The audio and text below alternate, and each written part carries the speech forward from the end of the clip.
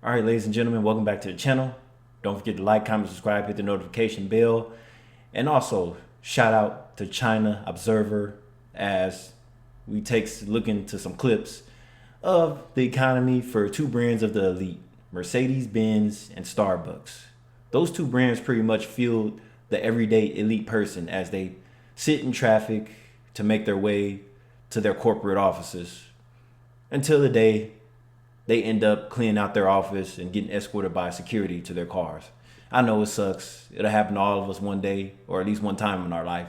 But the goal is to avoid it before it actually happens, right? But let's take a deeper dive into what's actually happening and what's causing the decline of both Mercedes and Starbucks overseas with our lovely neighbors, China. When China's economy was booming, the middle class valued brands. Drinking Starbucks was seen as a status symbol and a lifestyle choice. Back then, Starbucks could charge premium prices by offering high-end products and better service.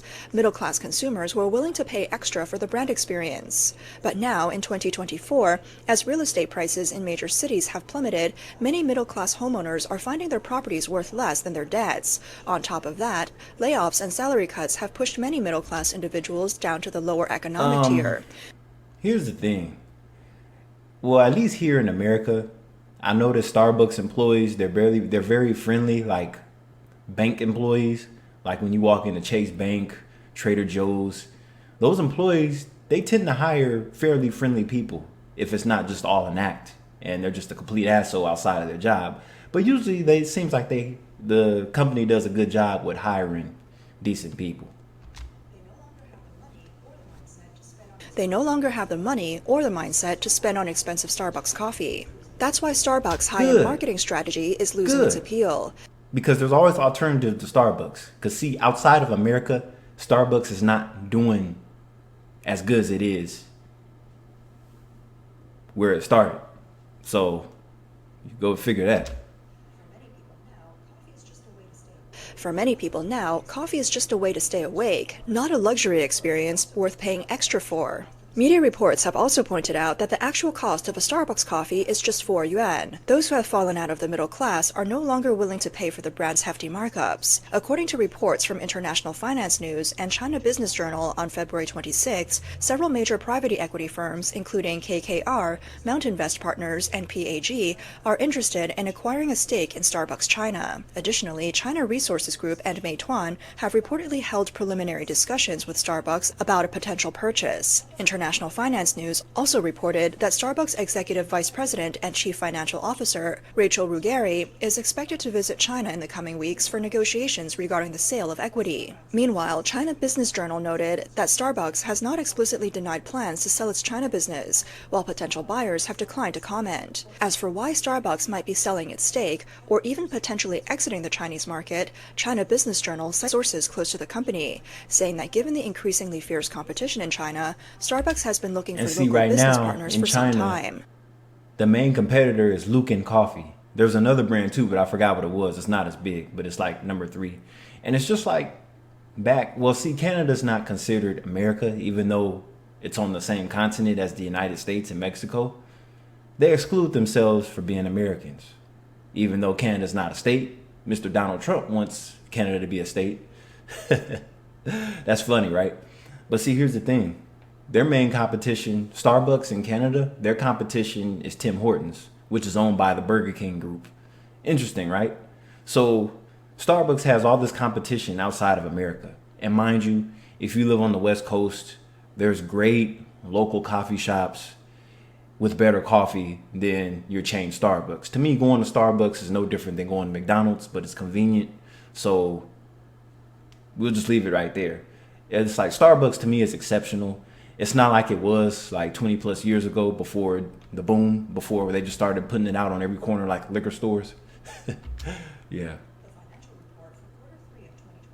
The financial report for Q3 of 2024 shows that Starbucks China's revenue was $780 million, a 7% decline compared to the previous year. Same-store sales in China dropped 14%, transaction volume fell by 6%, and the average spend per customer declined by 8%. This marks the third consecutive quarter of declining revenue and same-store sales, signaling that Starbucks China is on increasingly shaky ground. Some online commentators believe that Starbucks' decision to exit China is not only due to the country's economic downturn, but also influenced by political considerations. Back in 2022, during the Russia-Ukraine conflict, many Western countries imposed sanctions on Russia, leading several Western companies to withdraw from the Russian market, including Starbucks. In March 2022, Starbucks announced it would suspend its operations in Russia.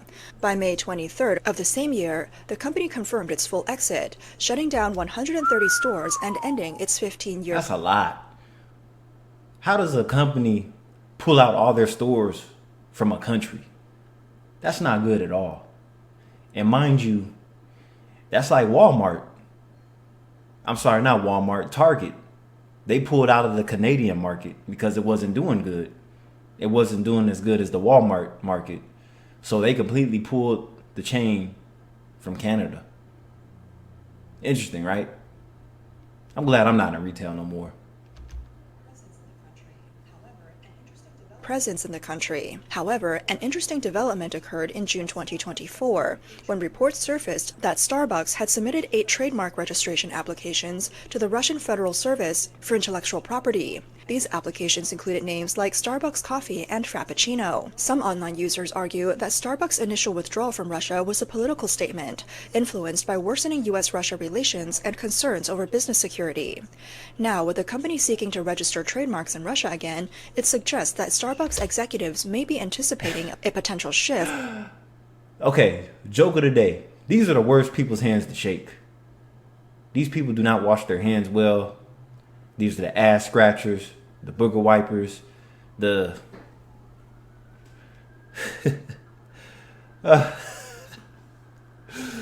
These are guys that just sit around in the office and jack off all day and don't do no real work. They just come up with any kind of crazy idea. I mean, where do you think those ideas came up from? And why is there sirens while I'm recording my damn video? But yeah, these guys are just sitting around. Sometimes it's not even that. Sometimes there's somebody under the desk while they coming up with these ideas. So they might be getting a nice handy or a BJ while they coming up with these crazy ass business ideas. In U.S.-Russia relations, if tensions ease, Starbucks could be preparing for a return to the Russian market. If that's the case, then Starbucks' exit from China might not be solely a business decision. Instead, it could be a strategic move in anticipation of a full-scale confrontation between the U.S. and China. You see how the United States relies on these other large countries? China and Russia. The two largest countries outside of America. When you look at America on the map, or should I say the United States, it's not that big. The whole continent itself is big, but I don't think it amounts to the massive size of China and Russia. No. Let's not get it twisted. See, America's not cocky enough to do everything on their own, because America itself is cheap. We don't want to pay for shit. So we ship all our operations overseas, so then it can be made for a cheaper price. Unlike other American companies in China, such as those in manufacturing, electronics, or tech, which are deeply integrated into China's supply chain, Starbucks operates in the food and beverage sector, which is more closely tied to culture and ideology. If U.S.-China tensions escalate, businesses like Starbucks could be among the first to face backlash. At the same time that Starbucks is scaling back in China... And Mercedes, at least in America, the Mercedes-Benz cars on the American roads are complete shit. The ones in Europe are a lot better. The ones that are actually made in Europe are better. It might be right side drive, left side drive. But see, most Mercedes-Benz that are hitting the American asphalt are assembled here in the USA, which are the ones you don't buy. If you want to buy a BMW or Mercedes, what you do is you buy the car that was made in its prospective country, like Toyota. Why would you buy a Toyota that was made in America when you could have bought one that came from Japan? You got to look at the VIN number. If it starts with a J, it was made in Japan. So we go on to the cars next.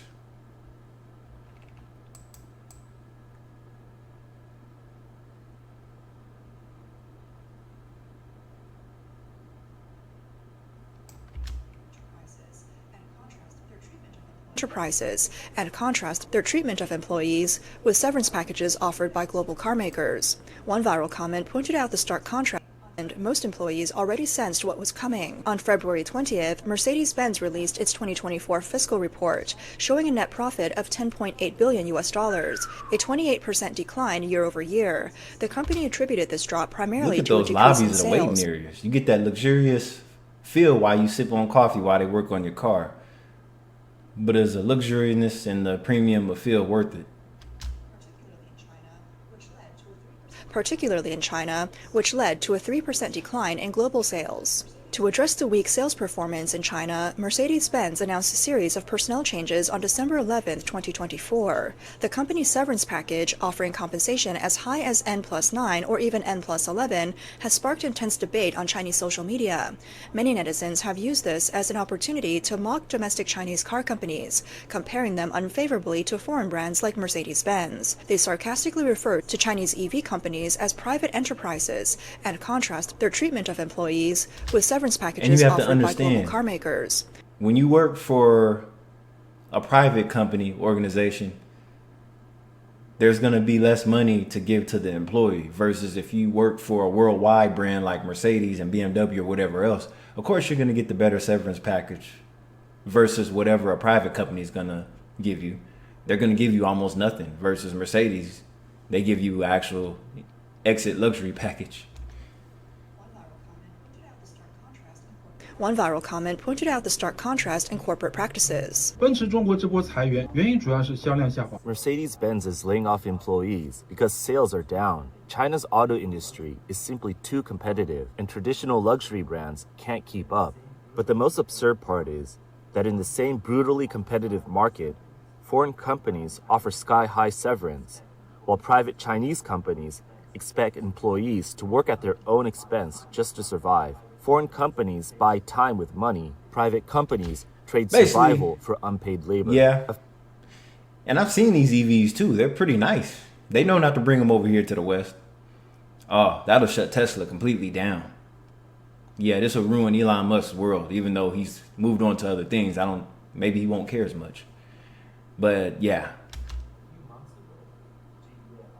A few months ago, GYue Auto, another Chinese automaker, reportedly laid off a large portion of its workforce without any prior notice. Employees suddenly found their Social Security contributions cut off, and company-wide chat groups were locked down. Those who remained were given two choices: accept a minimal N+1 severance package or continue working without pay. Many online users criticized Chinese car companies for claiming to be on par with Mercedes-Benz and Maybach in branding, but failing to uphold the same standards when it came to employee treatment. Wow. That looks like a homeless encampment. What the hell? I mean, what's in the pot look good. I don't know if I want to eat it, but damn.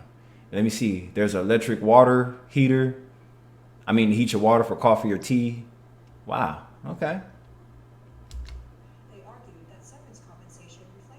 They argued that severance compensation reflects a company's respect for its employees and its commitment to ethical business practices. Foreign companies like Mercedes-Benz, Tesla, and Volkswagen provide additional financial support to cushion employees from job loss. Their layoffs are not a personal rejection of workers, but rather a recognition for their long-term value and a demonstration of respect for contractual obligations. In contrast, Chinese private companies often treat labor laws as the upper limit of what they're willing to offer, rather than a baseline. Many use buzzwords like structural optimization and eliminating weak performers to justify cost-cutting measures that ultimately shift business risks onto employees.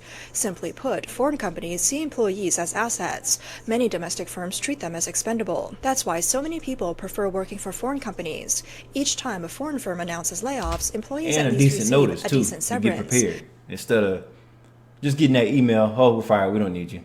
But yeah, I'm pretty sure this will be all of us at least once in our life. Cleaning out our office from a layoff and getting walked to our car by security. Damn, that sucks. And it's embarrassing too.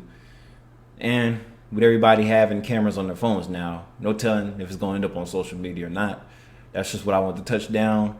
But don't forget to subscribe, like, comment, subscribe, hit the notification button, share the videos. These videos are fun. I hope you enjoyed it. I'll catch you on the next one. Peace.